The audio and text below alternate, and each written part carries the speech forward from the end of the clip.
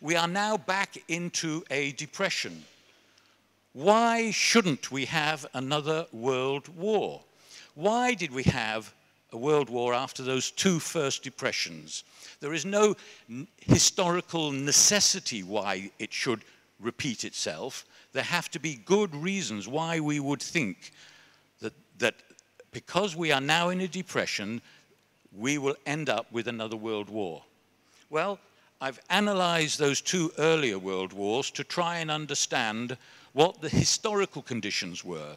Now, the historical conditions are not enough to be able to say that it's going to happen again, because history doesn't have to repeat itself.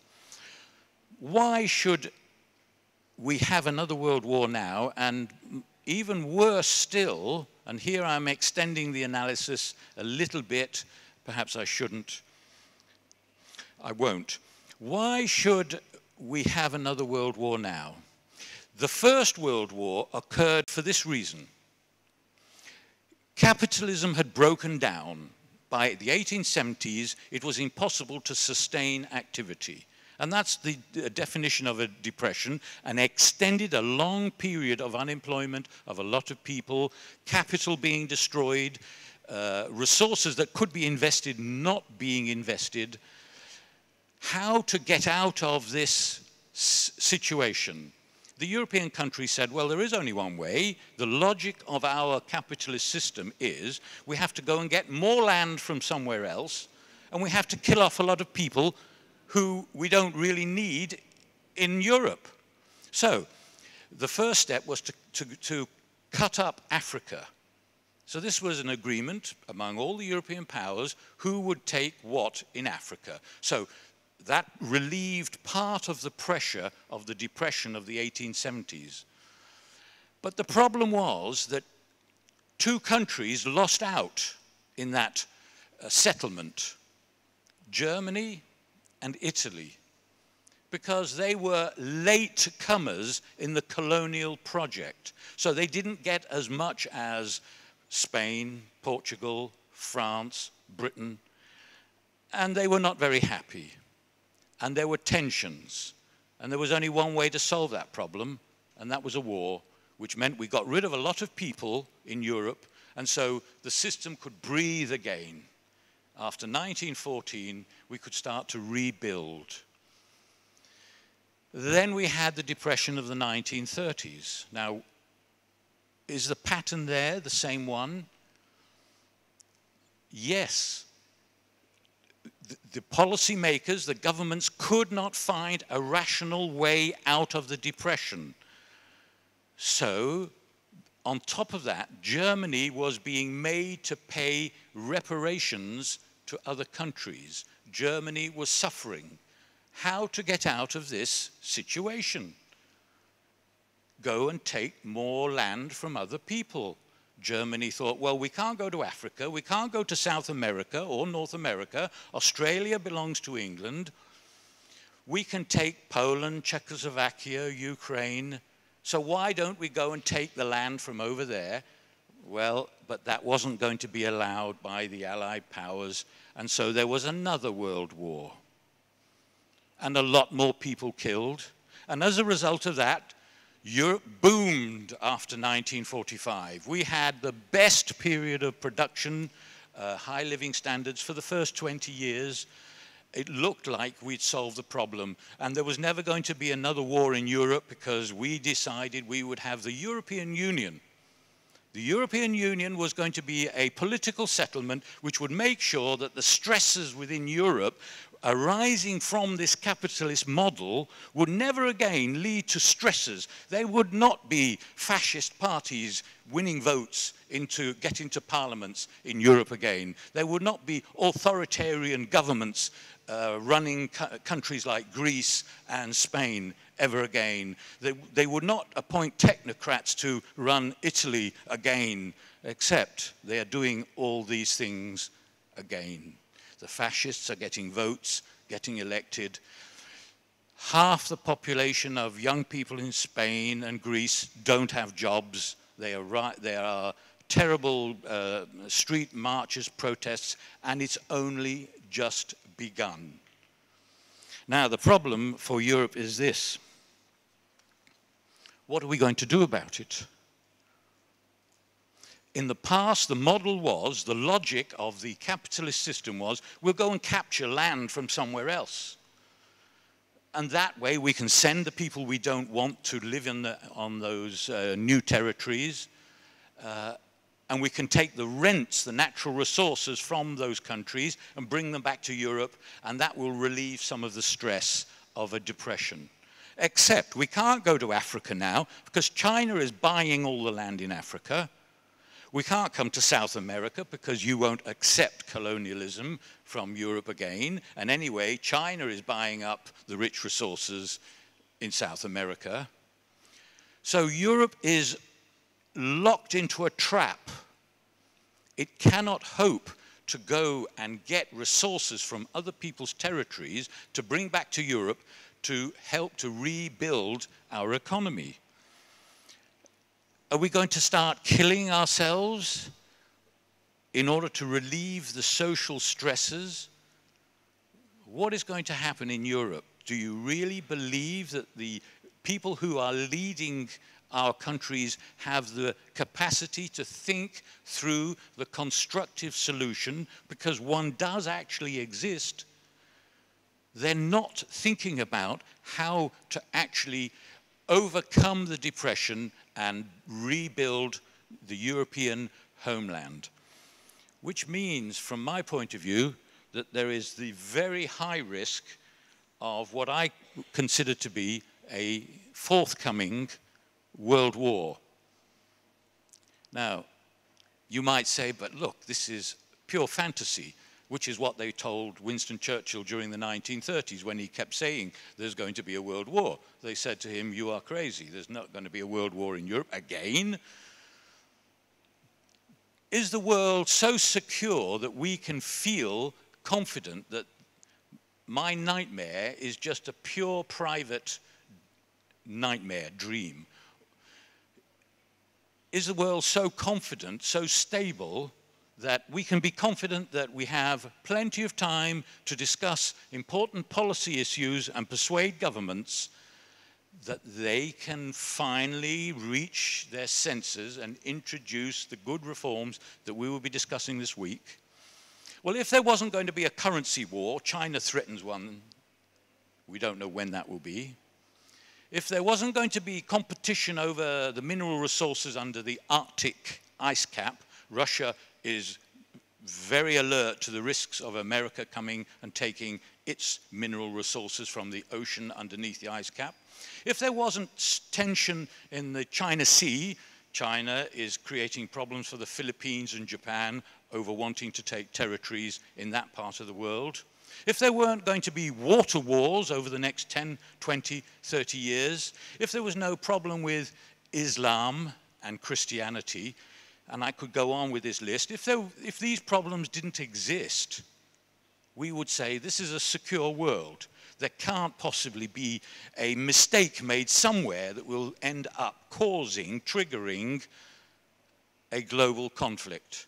But all those things do exist, and they can only get worse.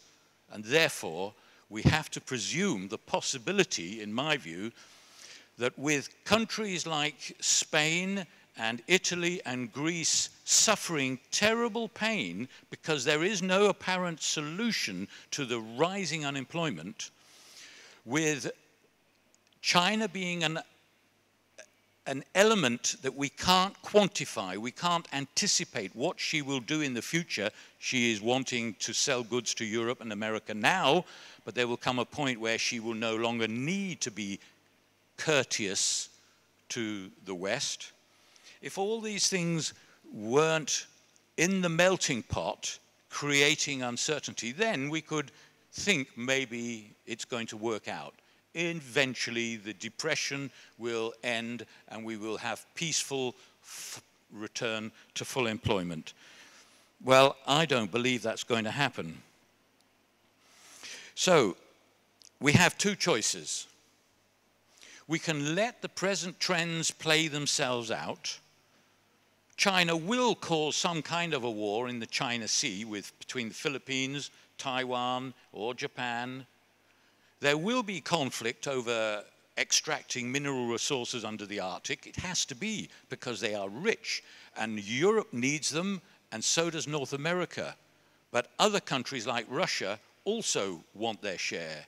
Do you really believe that they are capable of reaching sensible agreement for the common good?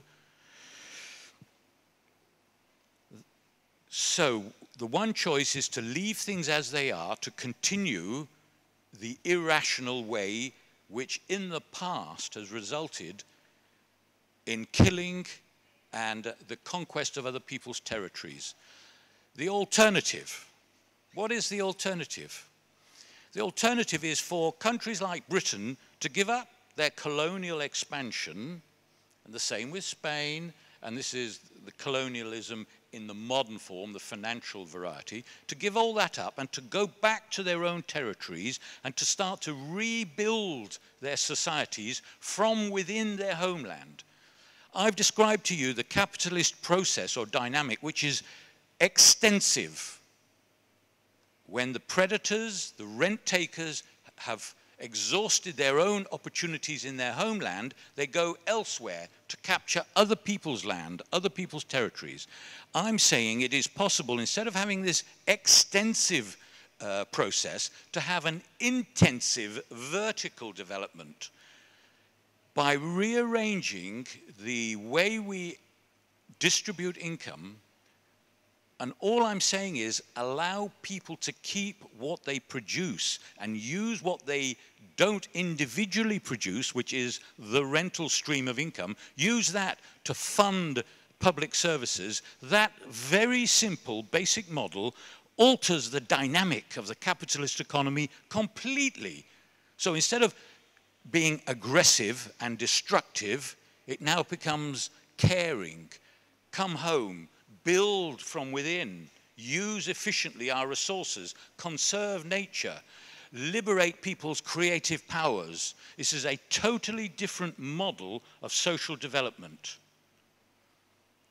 But why should our political leaders care, and why should they listen to us? Well, you know, over history, we've seen that this model has been advocated here in Argentina by someone you know better than I do, a guy called Rivadavia. Winston Churchill in Britain. Sun Yat-sen in China. The list is a long one. Today, Joseph Stiglitz will advocate this policy. So we know over history the policy has been on the table, but the politicians haven't taken the policy off the table and done something with it. And that includes your country, which is a great tragedy. We will be hearing more about that tomorrow.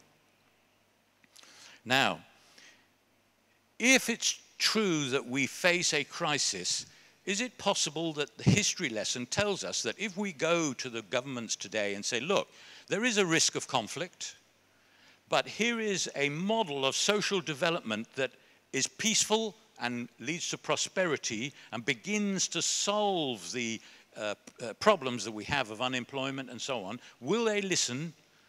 You only have to look at the history books to discover that no, the answer is they do not listen.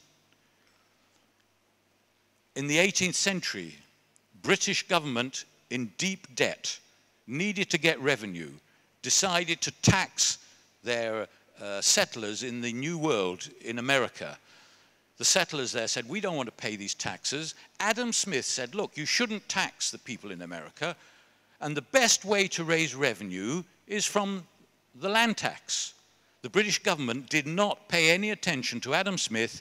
We had an American Revolution, a lot of people died, and Britain lost 13 states in the colonies in the what is now the United States. We lost that because the British government didn't listen to Adam Smith's advice.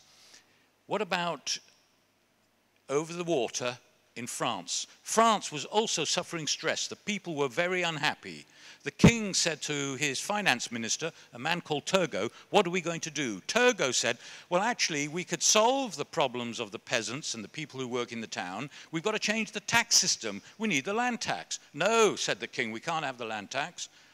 He ended up losing his head in the guillotine, the French Revolution. Go further east to Russia. The peasants in the 19th century were very unhappy. There were riots in the towns. It was obvious that there was going to be civil unrest and disturbances, maybe even a revolution. So the Tsar said to one of his favorite aristocrats, a man called Leo Tolstoy, who wrote War and Peace, what are we going to do? And Tolstoy said to the Tsar, well, actually, what you should do is listen to some of the Western thinkers, people like Henry George, John Stuart Mill. They said the way to get new dynamic economic development is to have a land tax. No, said the Tsar, we're not having that. So he and his family were taken into a basement underneath a house and shot, and we had the Russian Revolution. Go further east still to China.